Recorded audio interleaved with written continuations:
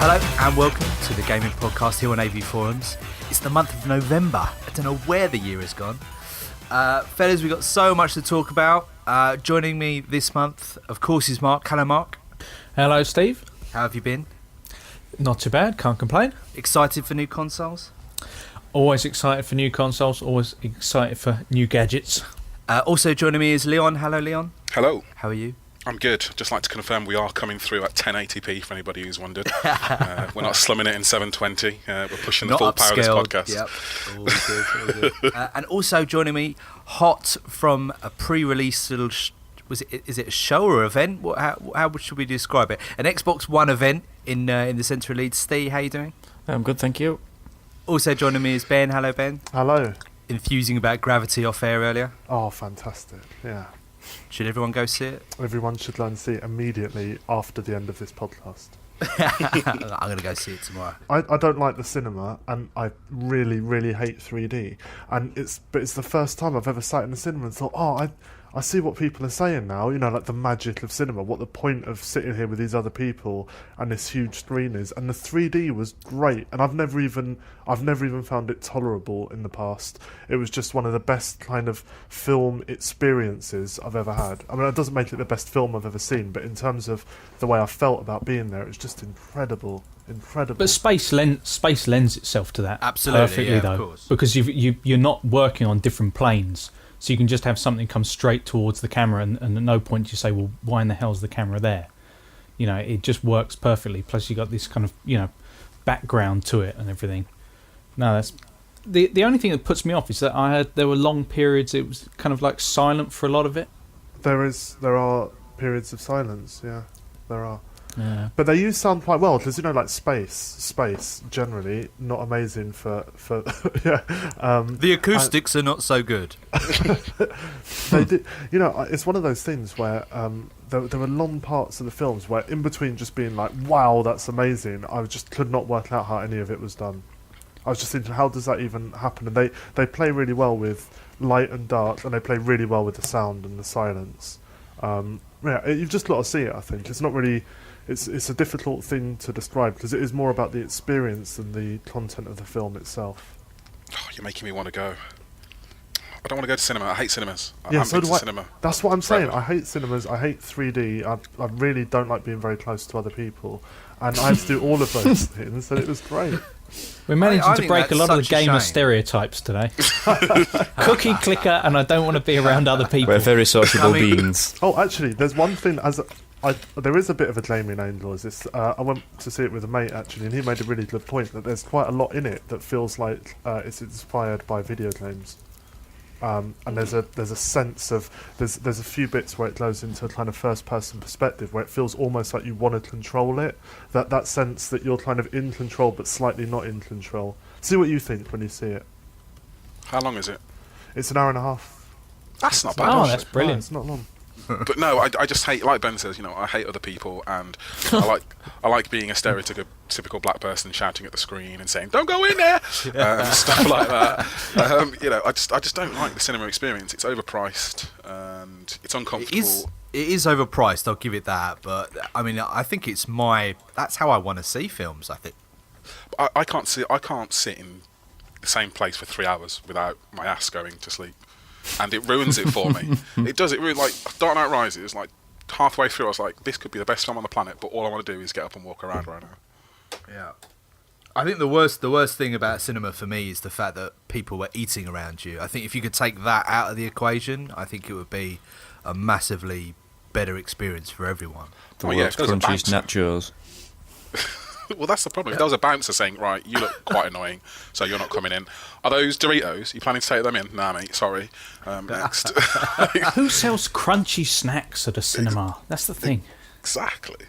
True story. I was at a screening of Star Wars at my local cinema in Bluewater, and two guys got into a row before the movie even started. And one was so irate with the guy behind him that he took off his sweatshirt, flung it round his wrist and threw it at the guy and walked out. Nice. That is rage. To throw your own clothing at someone and leave it behind. Yeah, that's pretty serious business. But I see where it's coming from. Dee, tell us how you got on. Yeah, it was really good. The game store in the White Rose Centre in Leeds hosted the event. It was a decent evening. There was a few consoles there for to have a play about with. They had. Was it open to the public or invite only? How did it work? It was. They just had a few spaces open, and they organised it via Twitter, and in the store you just dropped a tweet, or you let them know in the store that you were interested in coming. I think. And you being the hot local games journalist, of course, well, you were exactly. number one on there. People flocked to see me. You know, I was signing autographs for 10 minutes before we got started. So, but yeah, it was. You know, a sort of limited thing. You had to show your interest because obviously they only have like 5 consoles there. There was a fair crowd there, and we all had sort of like a round robin, taking it in turns on the consoles. There was FIFA 14, Rise, Dead Rising 3, and Forza. They were there, and like the gatekeepers, the Xbox gatekeepers were there to make sure that you didn't do anything you shouldn't have done. You know, go on the. Do they call them the gatekeepers? Not necessarily the gatekeepers, but they were there. I'm imagining them with the Kinect heads. No, well, funnily enough, the Kinects weren't actually they weren't working. They were there, but they weren't working. And Rise they were having trouble with Rise to start with, and then it started just before the thing opened up. But yeah, it was good. Had a few goes on Rise and Dead Rising because they're the games that I'm most interested in. But I had a few cheeky looks at other people playing Forza, not necessarily FIFA because I'm not bothered about that. FIFA looks the same, though it looks just like a upgraded version. There's nothing much different no reinvention about it. of the wheel there. That's for no, sure. As we know that from the PS Vita version. I think it's going to be the same with the Xbox One version. But yeah, the other games that were out there, they looked nice. The controller, actually, I was quite impressed with. It fits really nice in the hand now. It's, you know, they've changed it. The triggers probably will take a bit of getting used to because they've reshaped them. I think it's due to the vibration feedback on them now. But the controller is really nice in itself. You know, it fits nice. It's a nice weight. Well, the triggers are still in the same place, right? Yeah, they're in the same place, but they're not as narrow. They're a lot wider now. They're a lot more broad. Right. The shoulder button, the triggers. So, it's the actual thumbsticks are a lot nicer as well. They're responsive, but they feel a bit lighter as well. So they're a lot nicer to use this time around. But yeah, I had a quick go on Dead Rising to start with, which was. It was a lot better than the other two. I mean, I've never got on with the Dead Rising games to start with. I didn't like the first and the second one. It's still the only game which I feel tempted enough to buy the console. I'm not quite there yet, but that is a game I do want to play. Yeah, that's the one that attracted me mainly, because obviously it's the exclusive one. And the actual... I thought the E3 trailer looked really interesting. A lot of people thought it was boring, but to me it looked a lot better than the older ones. The bit that I got to play in, it was in a town centre. It was in a bit of a shopping district, which is a bit familiar and probably a bit safe from Capcom, really, because obviously it comes from a shopping mall before. But everything seems to be sort of, you know, repeated from the previous two games. The crafting's there, the ridiculous amount of zombies on the screens there, you know, creating weapons. I was running about with an electrified mallet at one point. I saw people driving about in bulldozers, JCBs, there was a flamethrower. You could pick up handbags and suitcases out of the shop windows and just fling them about. So it was, you know, to that end, it was, you know, just the same Dead Rising game. There wasn't the actual mission to play. It was kind of like, you know, just have a bit of a mess about in it, really. But it handled really well, you know. The controls were nice. I felt the older games were a bit sort of stiff. The controls weren't as... I think the first one was. I think that's a fair comment on the first one. The sequel, I think, kind of lost a bit of that and seemed to open up a bit more. But yeah, I think people kind of know what to expect from a new Dead Rising game. Yeah, it's, you know, it feels a lot better. The only thing I will say is it didn't look as pretty as I was expecting, but these weren't actual disc versions of the game. They weren't actually, you know, like sort of newer versions of the game. They were still like old, sort of like preview copies, you know. Right. They weren't actually running off a disc, so there's probably still a bit of polishing work going on behind the scenes until it's launched. But it did look nice, but not sort of, you know, the step up that you'd expect. You could probably expect that to be running on a 360 and you won't tell a difference, I wouldn't have thought. Tell me about Rise. Is it one big quick time event, or has it actually got a little bit more substance to it? The bit I played didn't have quick time events in it at all, really. The only ones that they did have is the big on the finishing moves now. Do you know the execution animations and ways in which you kill people? They're sort of controlled by QuickTime animations, but they don't have buttons appear. They've been clever in the way they've done it, because the buttons don't appear above people's heads. You know, the prompt. Instead, the person that you're going to execute, they outlined in, you know, the colour of the button that you're required to press, so you don't necessarily feel like it's a QuickTime event, but it clearly is. But they're the only sections that I played which were QuickTime. Otherwise, it was a lot of free flowing combat. You'd say something like, you know, Batman Arkham City, you know, sort of thing. You know, you were attacking, then you'd throw your shield to block, and then you'd sort of start attacking the next guy, then finish him off, then move on to the next one. So it was pretty free flowing. That one, I was actually impressed by how well Rise looked. That looked more like a next gen game than Dead Rising did. I thought the graphics on that were really good. Again, I didn't have a mission to play through. It was just the Colosseum mode where you have to take down a few hordes of people and you know, it's a bit where you have to prove your worth basically, and kill a few sort of like gladiators and stuff. But I thought the combat handled really nicely. It looked nice. It wasn't a QT fest like the E3 trailer showed, which I'm quite happy with. But yeah, that's the same again. You know, it was, the controls were nice. You know, and everything, it handled nicely. So I was quite impressed, really. You got an Xbox One pre-ordered? Yeah, made sure tonight that it's coming for day one, so I'm getting the day one version, yeah, which I'm quite happy about. I'm looking forward to it more now than I was initially. And what games did you go for release? I'm going to get Rise, and I'll be reviewing Dead Rising when it comes out as well. Great, Leon, what game did you go for with your release day console? Better question is, what didn't I go for? Really? Is it like that? Well, I'm doing the whole digital thing, so I'm not actually buying any discs. Right. But Right. I think the list stands at something like Call of Duty, Battlefield, Forza, Rise. What else is there? That hard drive is going to fill up pretty quickly. It isn't is, it? yeah, it is. There's other stuff as well. Oh, it was Watch Dogs, Assassin's Creed. Basically everything but golf, football, and there's one other I'm not getting either. Peggle 2 I'm getting though. Peggle's going to be awesome. How do we all feel about this delay to Watch Dogs? I mean, was it a big shock or surprise to any of you guys? Do you think the way it seems to affect Ubisoft's share prices, well, I wasn't anticipating that. I mean, that looks really quite scary for those guys. I think they should have predicted the sort of effect that GTA had on the industry a lot better than they have done, because I think you'd have to be silly to not assume that it's because of GTA.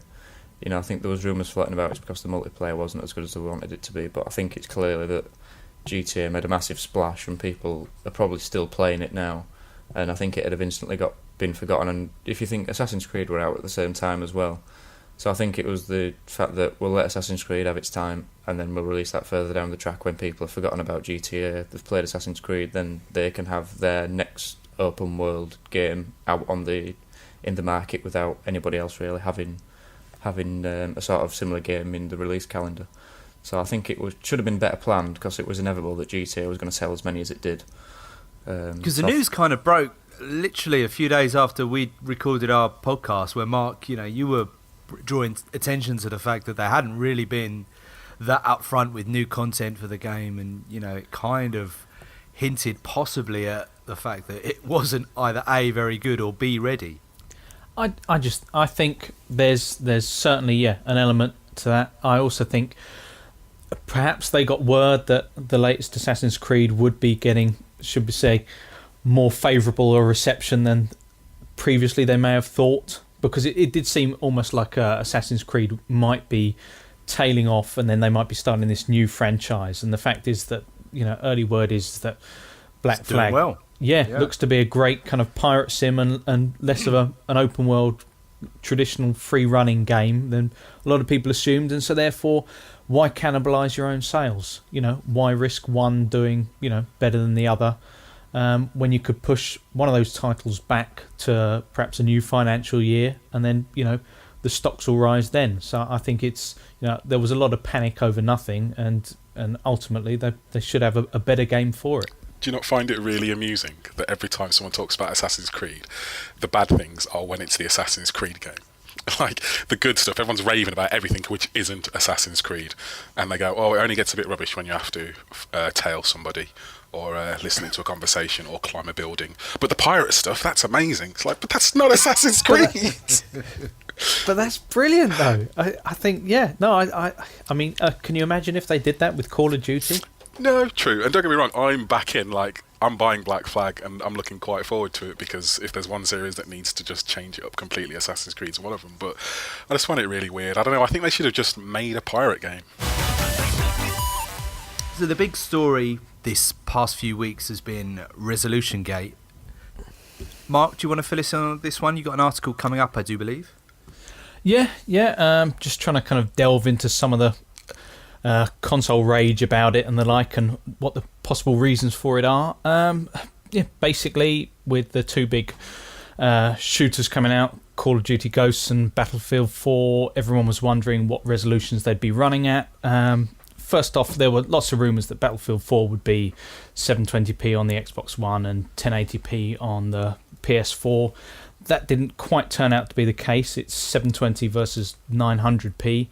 But unfortunately, after this EA event where lots of members of the press were able to capture footage, lots of kind of screen grabs started coming out, and lots of footage that was a bit more questionable. And obviously, we're in full-on console wars territory with lots of cherry-picked screenshot comparisons and people poring over images to try and see the differences. And really, it's such a kind of thorny issue as to say exactly why it is the case, and quite why people are getting so upset about it. I mean, from the specs, we basically knew that the PS4 would have the edge.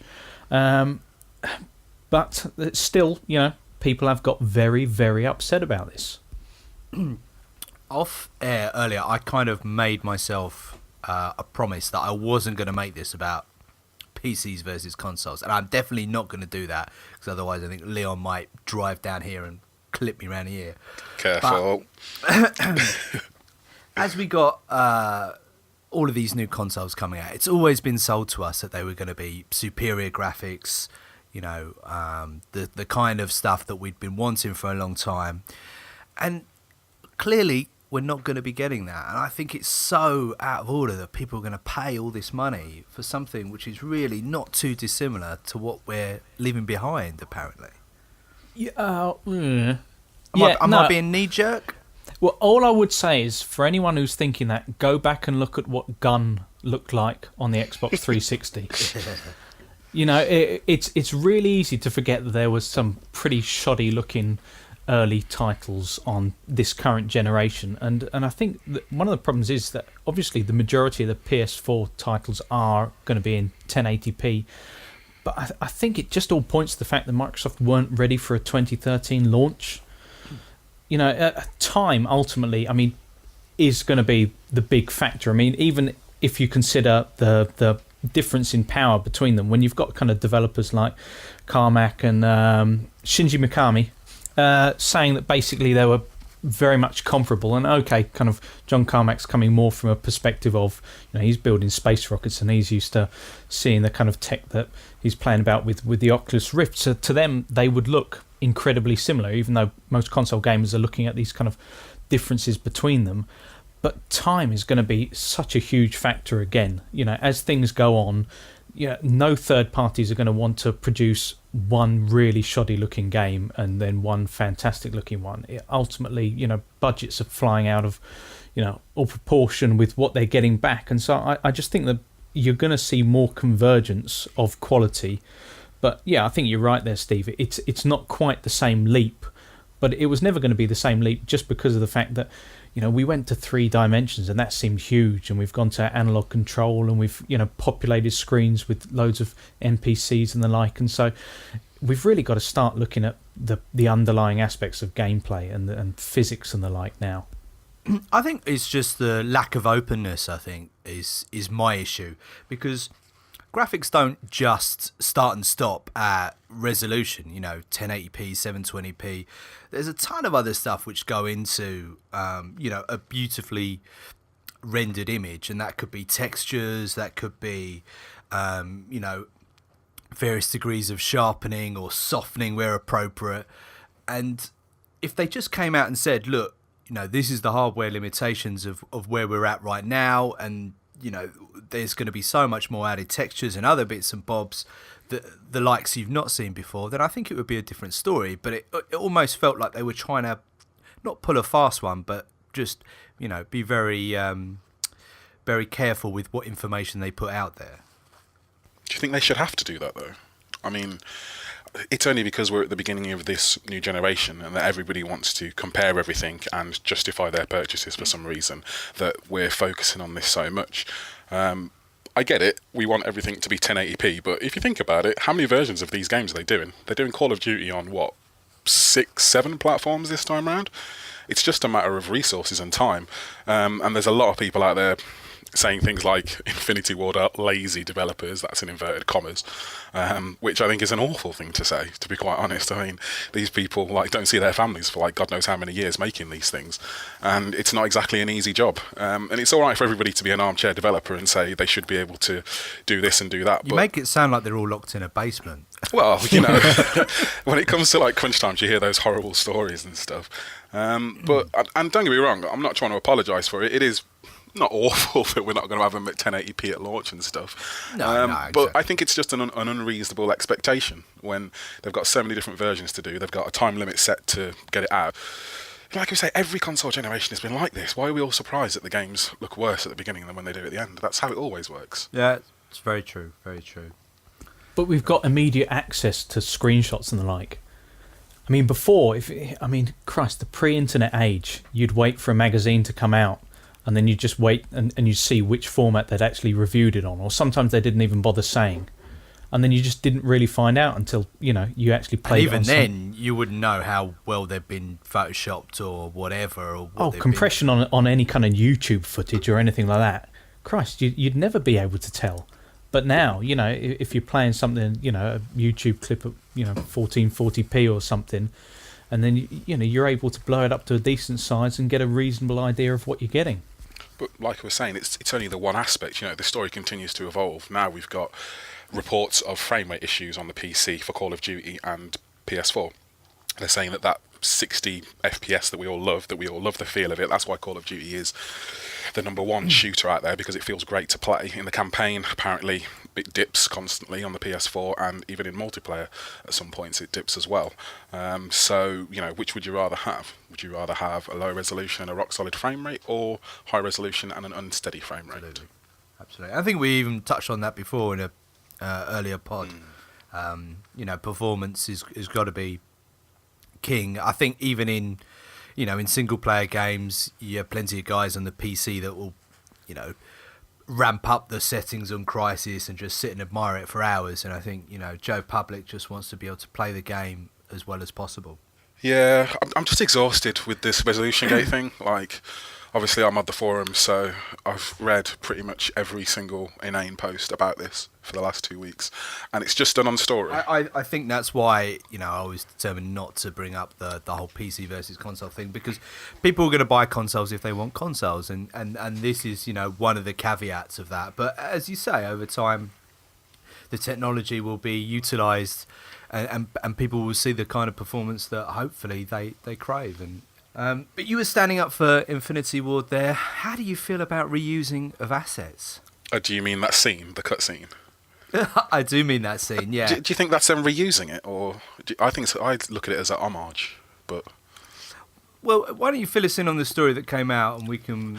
I'm not too obviously sure on the story, but basically there's a cutscene at the end of Modern Warfare 2 where one of the characters nearly dies or something, and in the new game there is a basically frame for frame. In fact, it looks like they've actually used that entire scene and then just redone the assets or something, because you're standing over a player taking a knife out of their chest. It's just frame for frame exactly the same thing. Yeah. It's not the dog though, is it? It's not the dog. Oh, Riley. We'll get to Riley later. But yeah, I mean, a lot, and the internet jumped on it saying, "Oh, it's crappy." Again, Infinity Ward they're lazy and they're using the same stuff and trying to pull the wool over our eyes. But there's no way in this day and age that nobody was going to notice that, and they know that. So B, I don't really care. I didn't notice when I was playing it. It was only when the internet pointed it out to me. And C, it's probably just one of those, oh look, people who played the game before might notice that. That's quite a cool thing to do. So, again, this is a problem with all these stories that are coming out now that the next gen's coming out. People are jumping on like every small, tiny little detail and just going, oh my god, look, it's terrible. When... Yeah, I agree with you. And do you know what? Assets are reused in just about everything, everywhere, all the time, because that is business. You know, you kind of end up taking routes which you've done before naturally, and you work a way of finding out, you know, this worked brilliantly the first time, let's repeat that. You know, that is the way of the world. So it doesn't surprise me if they were trying to just cut corners. Then I think it would be obvious. I don't think it's that. I really don't. Yeah, there is a tie-in between the two scenes. It's too similar. It is. I mean, if you play them side by side, which there are, the videos are out there on YouTube, it is literally precisely the same scene. Now, it's too much of a coincidence to be a coincidence. It's got to be them paying homage to. What about things like maps and stuff like that? Because there's lots of evidence out there where, you know, maps have clearly been reused and reworked and put into other games. Sometimes it's kind of done as a bit of a throwback, and then sometimes it's done in not such a obvious way. So, does that bother you? Is that being cheap? Is that cutting corners? It depends, game by game basis, probably. There are some times when I really want those assets to be reused. I'll, especially when it comes to multiplayer maps and stuff. If there's a map like Wake Island, for example, Battlefield has been churning that bad boy out since God knows when. But I'll take it every single time. I'll pay for it. I must have bought Wake Island like 5 times because I love that map. But when it comes to them just trying to pad out the content on a disc, say, I think Left 4 Dead was kind of a little bit like that. It's like, does that really need to be a second game, or could that just be DLC or an expansion pack or something like that? So I mean, yeah, I guess that there are some elements of they're taking the mick a little bit and just reusing some assets, but I'm not sure that's the case in this particular instance. Do you think we always crave reinvention of the wheel all the time? Do you think we're too demanding? As in, we want them to create like an entire new game every single time? An entire new game, just do something radically different. You know, is it a little bit much for someone to buy COD Ghosts and go, oh well, it's just the same as the last one, when that is what Call of Duty is? No? This is the paradox of Call of Duty at this point. Most Call of Duty fans out there would love them to just go, you know what, cut it off, new engine. We're going to have a new engine, and we're going to sit down and we're really going to think about this franchise, and we're going to take the best bits from the before and we're going to add some new stuff in, and it's all going to be new. It's going to look great. It's not going to look like a 7-year-old game anymore. But the problem is that it is one of the biggest franchises that has ever lived. So if they change it, then they run the risk of not bringing in those billion sales or whatever it is they're saying they've sold in a week, which their shareholders kind of want them to do now. So they're in a paradox of not being able to actually change the game for fear of losing people, and never been able to try anything new. So I guess I say this in all of the reviews, it's how you approach Call of Duty rather than what Call of Duty is doing, because Call of Duty isn't going to do anything new. It hasn't been doing anything new for the last God knows how long. You need to come into it knowing what you want to get out of it. I like the campaign, and I like fundamentally the gameplay, so I'm happy to buy it. There's been this whole period of about the last probably 3 weeks or so, and it'll go on until the day they're launched, where I can't even read stories anymore. It's like the run-up to an election, isn't it? Yeah, it's just, there's nothing except sort of, well, it seems the closer it gets to launch, the more kind of bitchy the console war thing becomes. Because there was a period of time where it felt like, oh, actually, maybe people, we've all grown up a bit, since the last round of consoles came out. Generally, the market is older than it used to be. Maybe it's just a slightly more mature audience, but it isn't. It's idiotic and inane, most of it.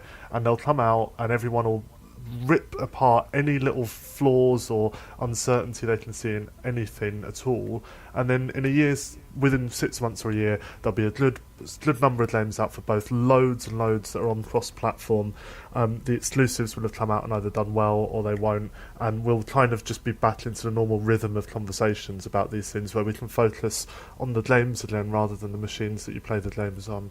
I think we're getting close enough now, though, where it's getting it's getting really exciting, like genuinely exciting, not just people posting up stupid things. I mean, did you see the Xbox One demo thing that Yusuf Mendy and Mark Whitten did? I did. It was magic. I know. Magical. Oh, you got to ruin it. Come on, man. You shot me straight down with that. Yes, he says the word magic too much. But I genuinely enjoyed it.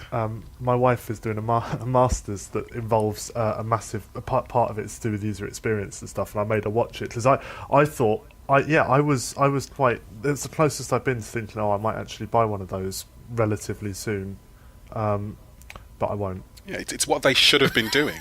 Like, everyone's been going, but why do I want Kinect? But why do I want this? Why are you making me pay so much money for this, Microsoft? They should have done this from the beginning. Just sat down in front of it and gone, look, I can talk to my TV and tell it to watch Babe Station.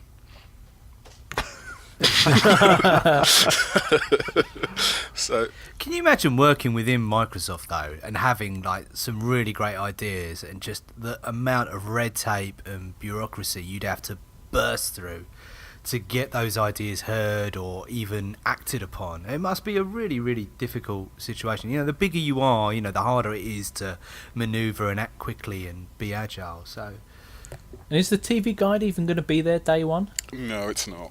No. That's the point, isn't it? Yeah, the one guide it's basically the US only, isn't it? what else is going to be missing? External hard drive space is going to be missing, so you can't use hard drives, which is a big one. No native MP3 playback on either next gen console. How does everyone feel about it? Because someone mentioned this to me and said, certain things are not going to play back, and I thought, I'm so far down the road with other devices now that I can't ever see myself using a console to do that anyway. I haven't for years anyhow. Here's one of the. Is that such a big deal? Is it possible? Because here's something I do loads with the Xbox. I genuinely don't know if it's possible with the Xbox One. With Windows 8 now, you can right-click on a file and say "Play to" and play to Xbox, and it'll just kind of come up on the screen. Is that still going to be possible? Don't know. You can. The one is going to have. Yeah, it's going to be Play 2 compatible.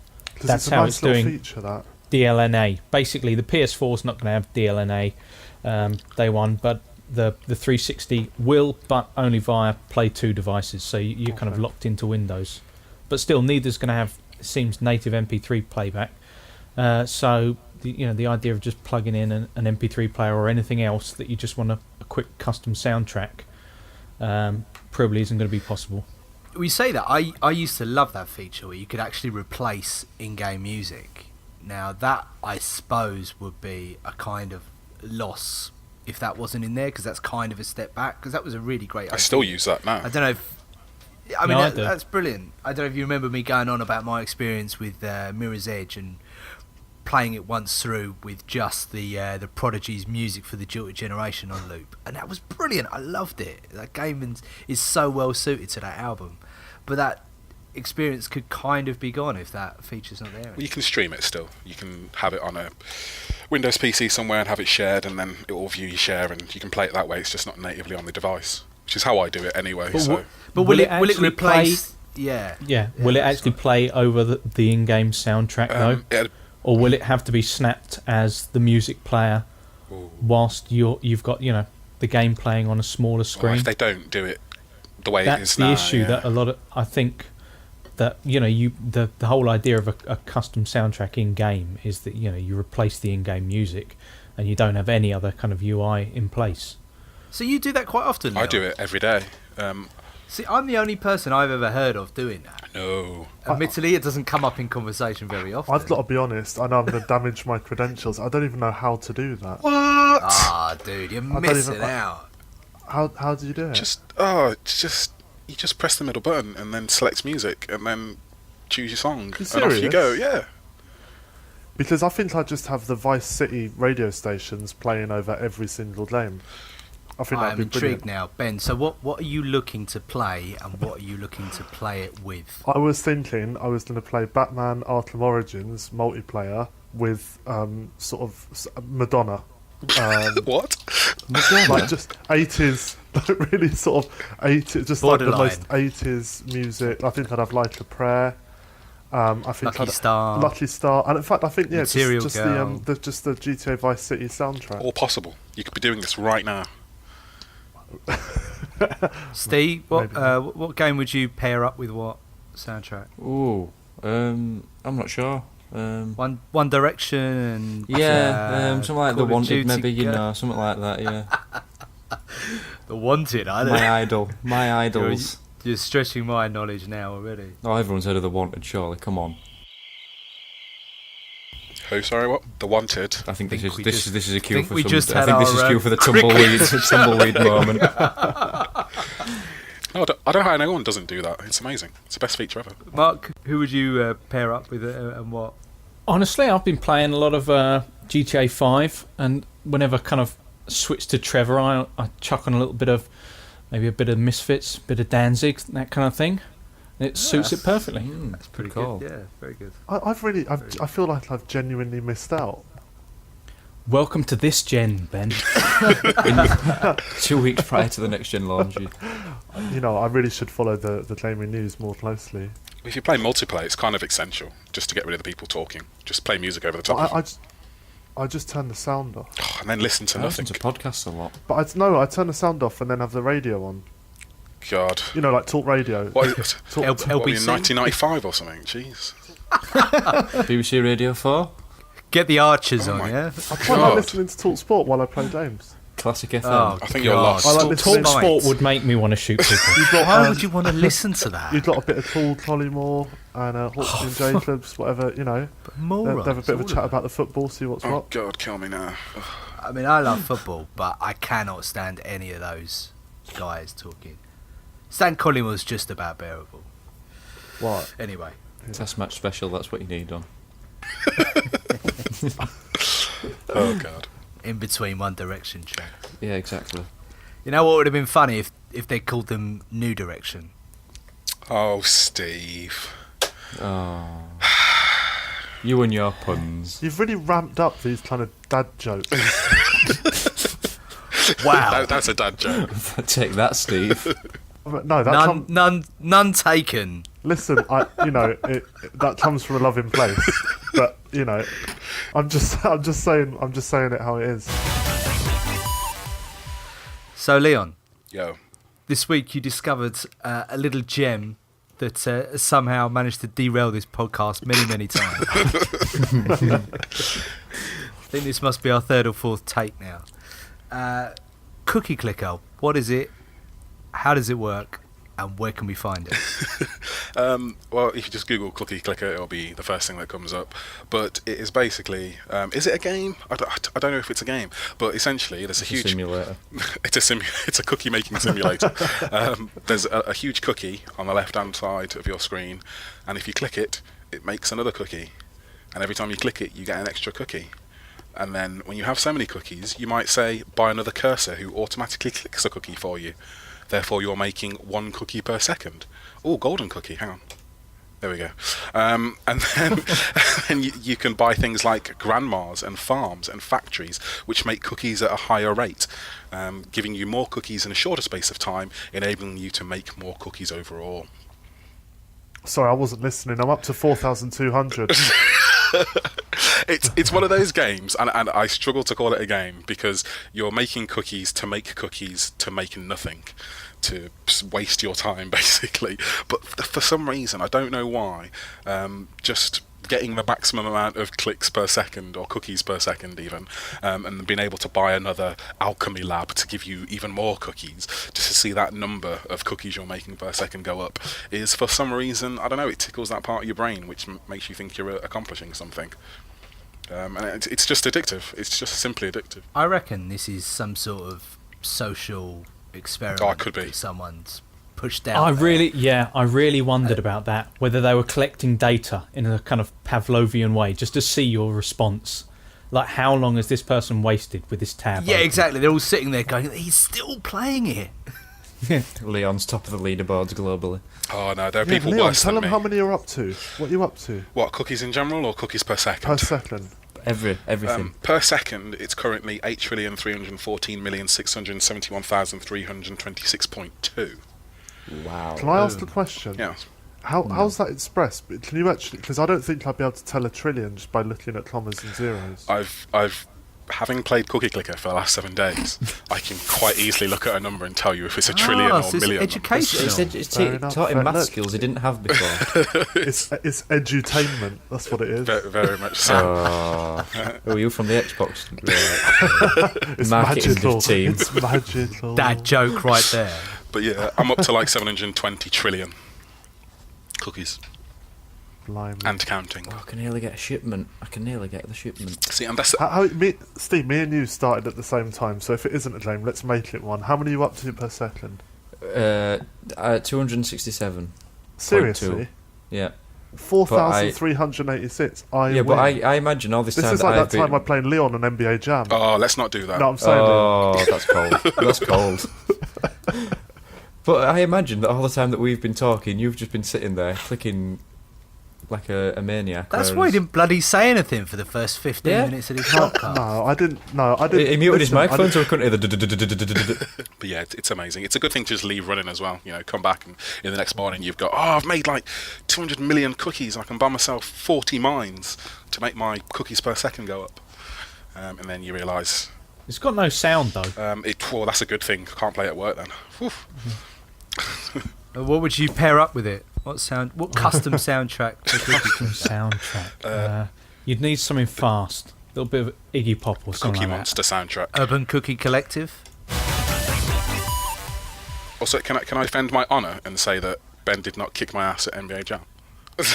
It was the first game in particular was one of the most tense, because I don't think I've ever played you competitively at anything online before. Is that right?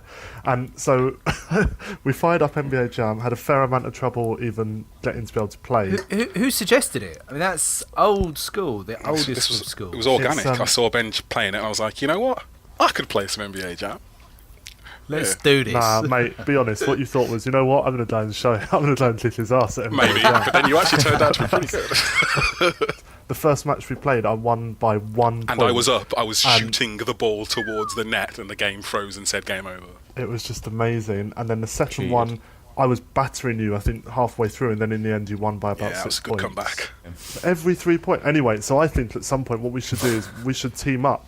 We should do some sort of two-on-two thing. We should do. It sounds like White Men Can't Jump with Woody Harrelson, Wesley Snipes. Who was the actress in it? Rosie Perez. Rosie Perez. Yeah. Steve, one step up, you could be Rosie. It's really good fun though. I love that game.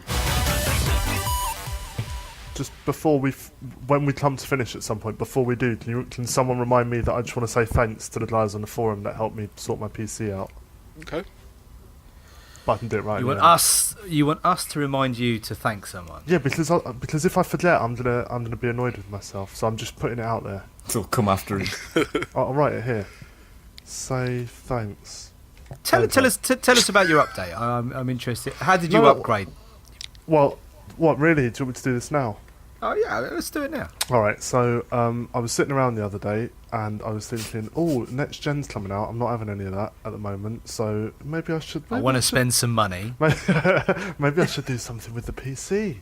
And so I thought back to when I first built the thing, and with a lot of help from people on the forum. And one of the things people were saying at the time was, you need to go for SSD solid state for your hard drive. That's where the performance difference really is.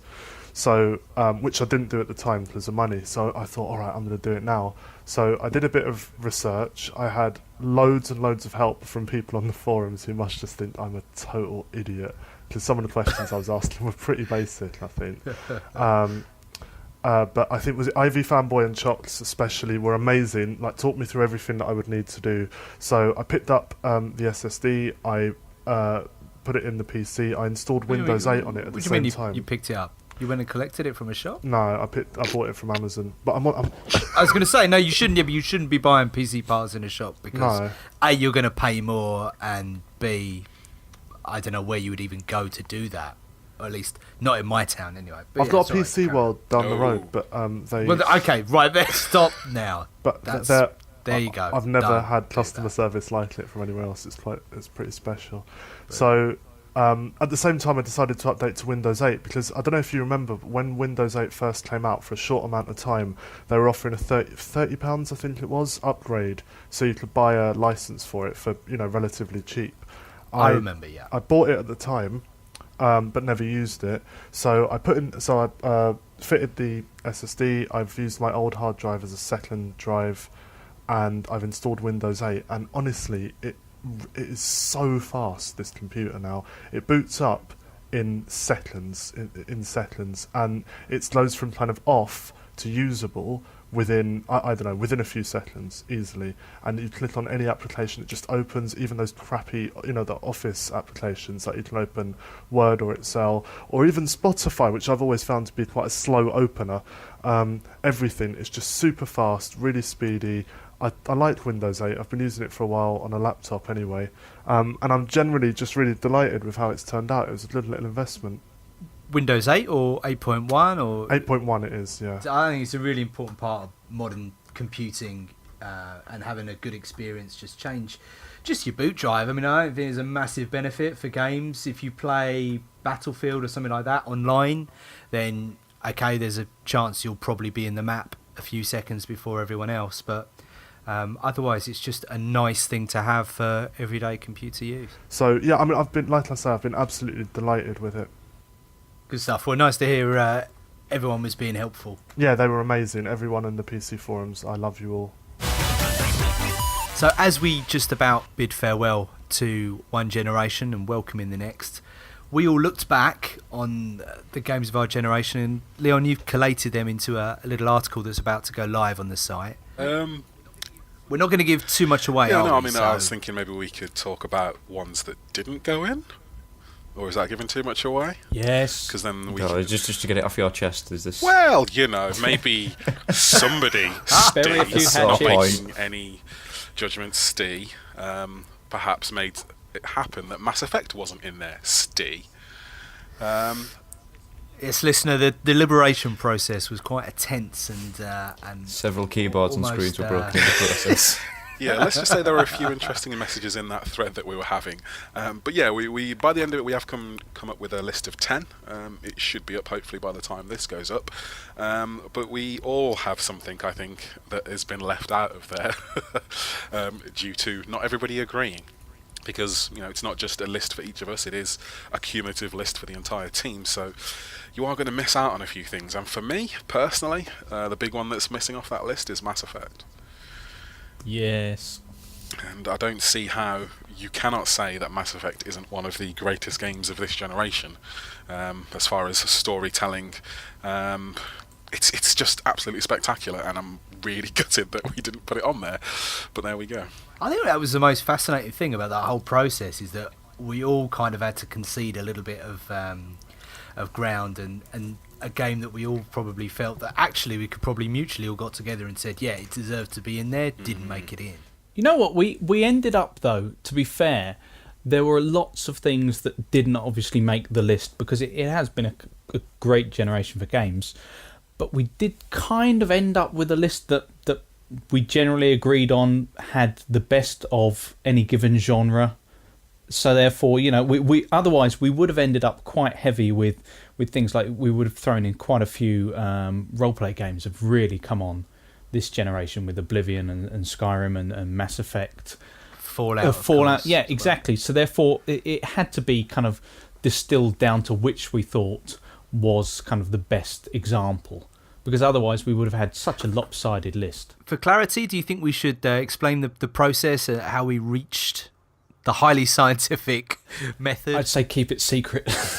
It's not that interesting, to be honest, but it's fair. That's all you need to know.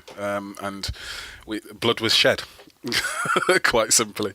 The point about it is that it took, like you were saying before, Leon, it took a kind of majority decision, didn't it, to let things in there. So there's stuff where you or me or Mark or any of us could feel quite hard done by that it's not in there, but it's just because there wasn't the weight of numbers behind it. I mean, like someone actually thought that Mortal Kombat should be in the top 10. All right, we need to stop just digging me in the ribs here, guys. let's be honest, there is no fighting game on that list. There is no fighting game. And let's be honest, if there was one, it would be Street Fighter 4. So. And that's true, Yeah. but no one suggested that. Yeah, that's true. But yeah, I mean, you're missing Infamous. Well, Infamous should obviously be on there. Yeah, I'll agree with that. I think Mark had a bit of a hard time letting go of Heavy Rain. I had a hard time letting go of Heavy Rain. It's so memorable. I'd still wake up sweating, dreaming about it. But yeah, it's not a game, is it though? So it doesn't go on the list. Oh, here we go. Ooh. Harsh, but probably true. We came good in the end. I think it's decent.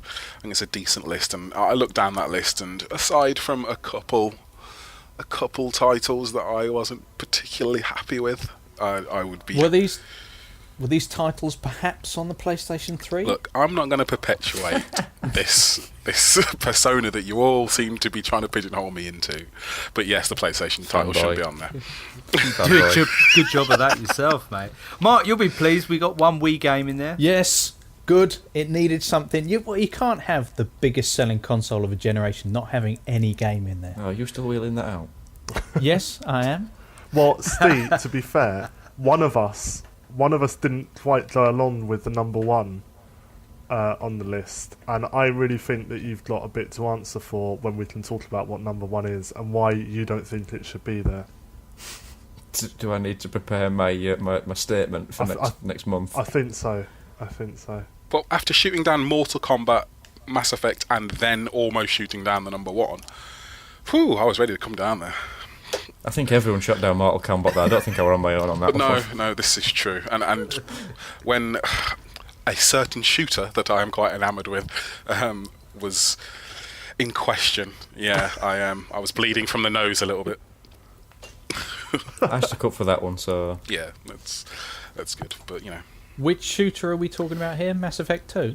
Oh, I see what you did there. My comment about Red Dead Redemption being a bit desolate and a bit too open didn't go down too well. What was Ben to say?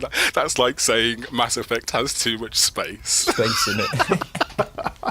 Oh, I'd forgotten about that. But I think, and we're not trying to say that this is some sort of definitive list here.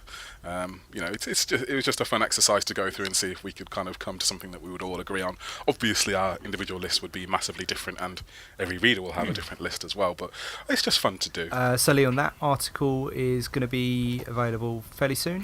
Hopefully, yeah. By the time this comes out, you should be able to read that and let us know if you agree, disagree, or want to kill us. Ben, you've been playing Batman Arkham Origins this month. Is it any good?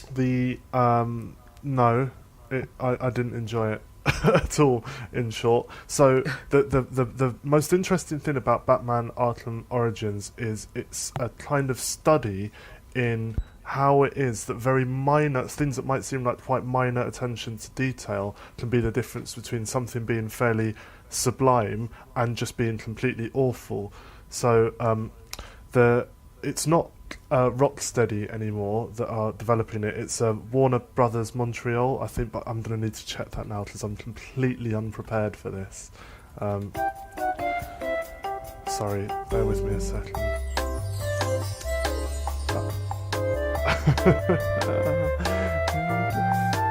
Warner Brothers claims Montreal. I was right. I should have just ploughed on.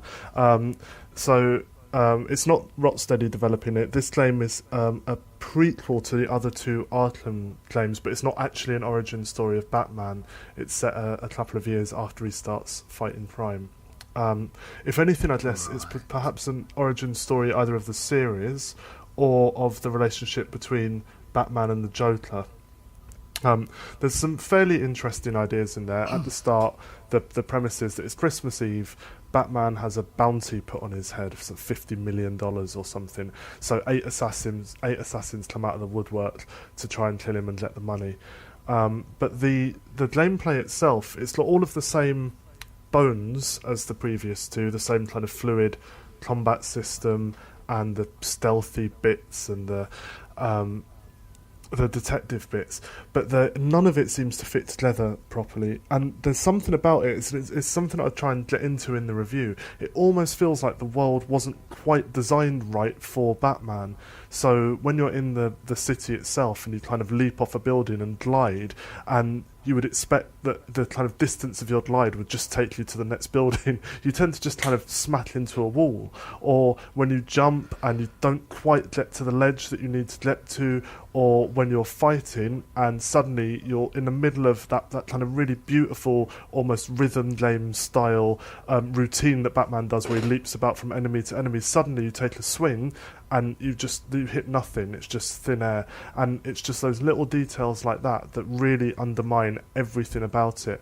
And over the course of playing the game for the 10 or 12 hours you're with it, it's just cumulative. It builds up, it builds up, it builds up. These tiny, it's like death by 1,000 cuts, every now and then punctuated by very serious problems, particularly on the PC, where you get game-breaking glitches. I've been clicked out to desktop a couple of times, which has never happened.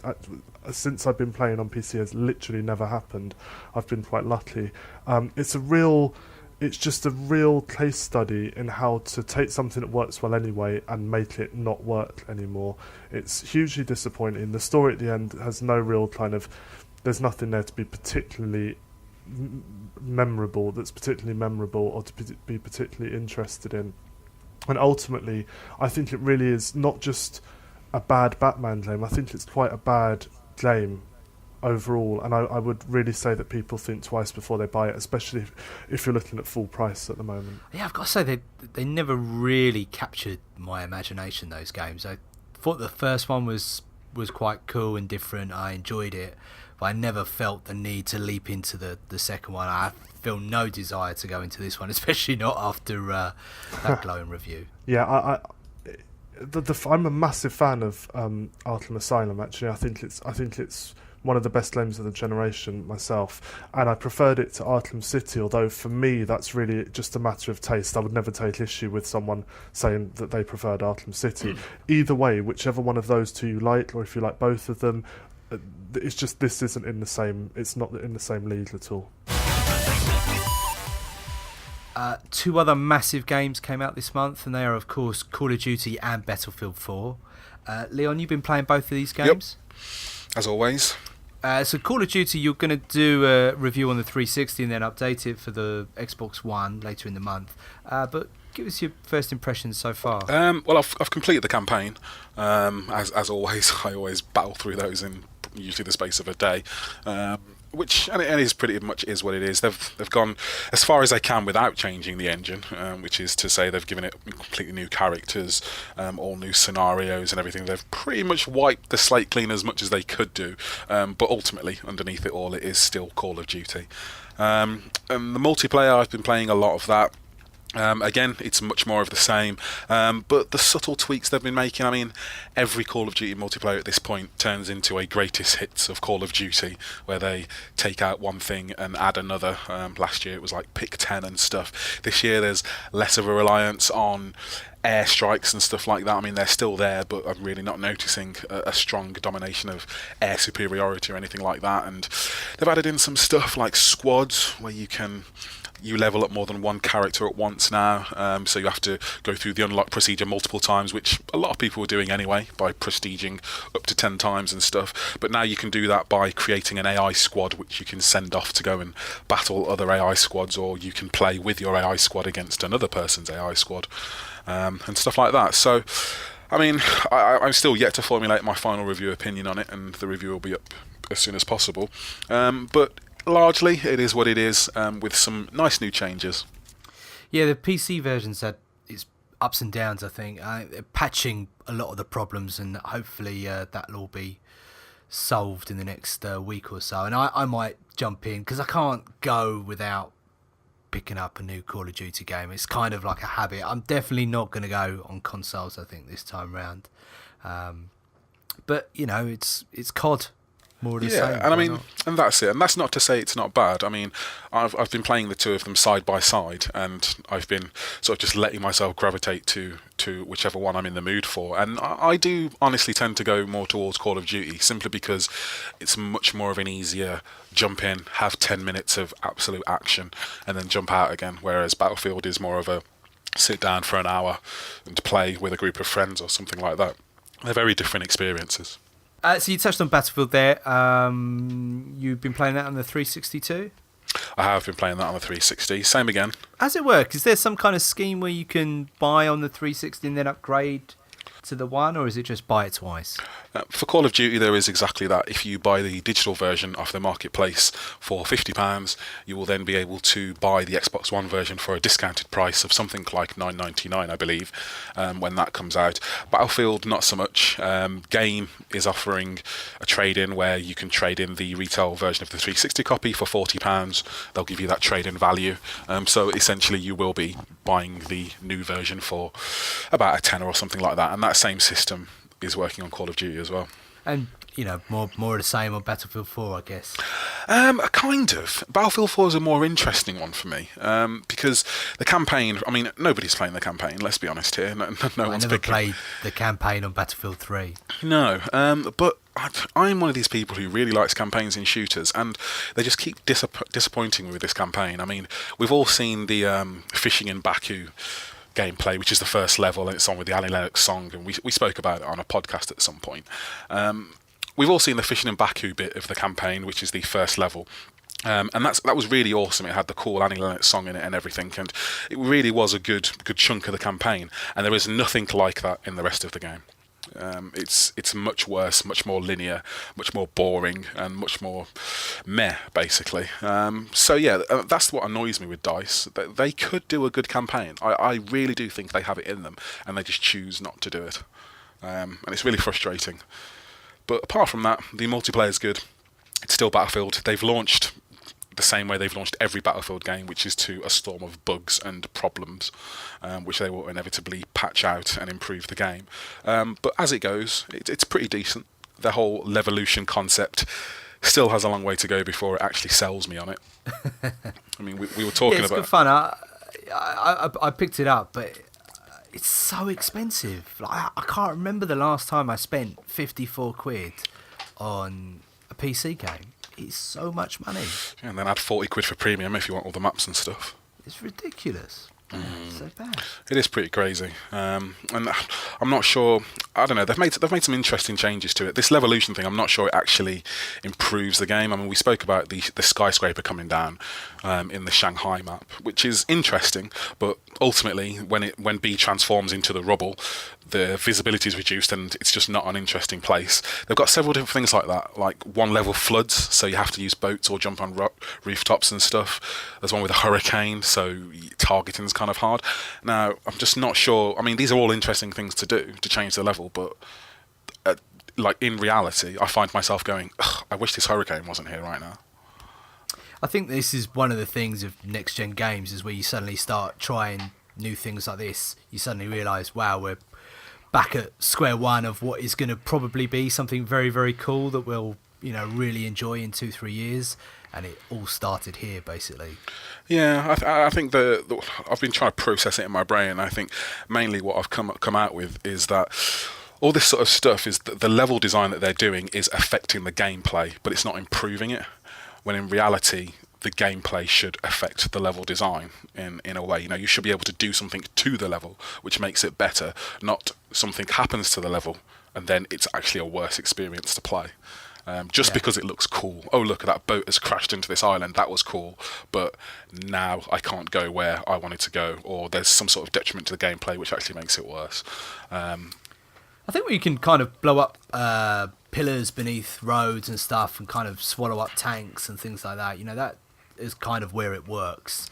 It's when it's on a much grander scale that it's, you know, it's not where it needs to be just yet. And hopefully this is kind of a step down that road. Yeah, there's that. And then there's other weird changes where they've made carbines and DMR rifles across every single class now. So you no longer have the point where, you know, a support person was an LMG or something like that. They can just have an assault rifle now. So, I'm still working on that, but review should be incoming shortly. Are we done? I think so, yeah, I think so. Okay, right, let's all stop. Wait, don't we have to say bye? Oh, are you actually going to end it? Jesus, Steve. Okay, I could have used an old one and then been Oh, accused we of rehash it just like reusing old Activision do. assets. Go on to Oh, iTunes, give us 12 thumbs up or whatever it is they do these days. There'll be a high five mentioned in there somewhere.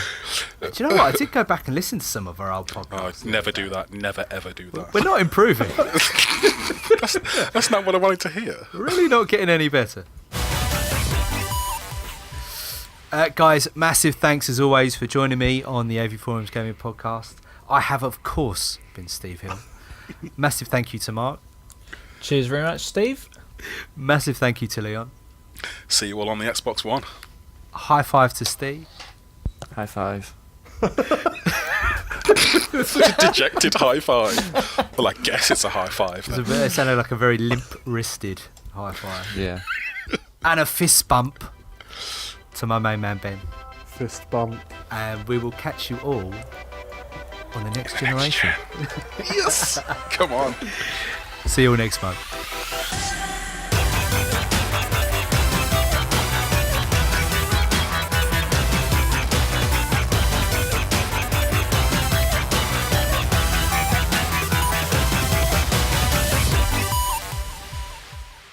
Don't go in there!